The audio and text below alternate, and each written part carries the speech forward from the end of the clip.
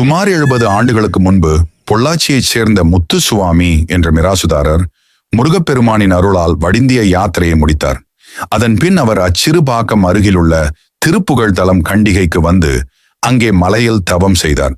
ஒரு நாள் இரவில் முருகப்பெருமான் குழந்தை வடிவில் கனவில் தோன்றி, பெருங்கரணை மலையில் எனக்கு ஒரு ஆலயம் எழுப்ப வேண்டும் என அருள் உரைத்தார். முத்துசுவாமி சித்தர் உடனே மலையை நோக்கி சென்றார். அங்கே வேலாயுதத்தை நிறுவி வழிபாடு தொடங்கினார். ஆரம்பத்தில் அவர் ஒரு சிறிய கொட்டகையை அமைத்து அதில் முருகனை வைத்து பூஜை செய்தார். ஆனால் ஒரு நாள் பெரும் மழையால் அந்த கொட்டகை இடிந்து விட்டது. அதனால் தனியே ஒரு ஆலயம் எழுப்ப வேண்டும் என அவர் தீர்மானித்தார். அவரிடம் பணம் எதுவும் இல்லை.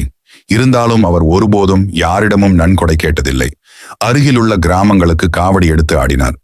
மக்கள் தரும் அரிசி காணிக்கைகளை பயன்படுத்தி மலையை சீரமைக்கும் பணியாளர்களுக்கு உணவளித்தார். பக்தர்கள் அளித்த காணிக்கைகளை மட்டும் கொண்டு ஆலயத்தை முன்னேற்றினார். அவருக்கு முருகப்பெருமான் அருளால் ஒரு வல்லமை இருந்தது. குறைபாடு, வியாதி, துன்பம் என்று வந்தவர்களுக்கு திருநீறு தந்து குணப்படுத்தினார். இதனால் மக்கள் அவரை முத்துசுவாமி சித்தர் என மதித்தனர். அவர் சுமார் 50 ஆண்டுகள் உழைத்ததன் பலனாக இன்று நாம் காணும் நடுபழனி ஆலயம் உருவானது. இந்த ஆலயத்திற்கு காஞ்சி பெரியவர் ஒருமுறை வருகை தந்தார். அப்போது அங்கிருந்த முருகன் பழனி பாலதண்டாயுதபாணி போல காட்சி தந்ததால் இது நடுப்பகுதியில் இருக்கிறது, ஆகவே இனிமேல் இதை நடுப்பழனி என்று அழைக்கலாம் என அவர் அருளினார்.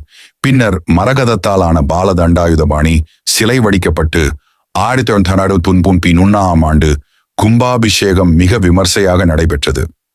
இன்று இந்த தலத்தில் 45 அடி உயர முருகன் சிலை பக்தர்களை வரவேற்கிறது. மணப்பேறு மகப்பேறு அருளும் தலம் என்று மக்கள் நம்பிக்கையுடன் வந்து வணங்குகின்றனர். சிறிய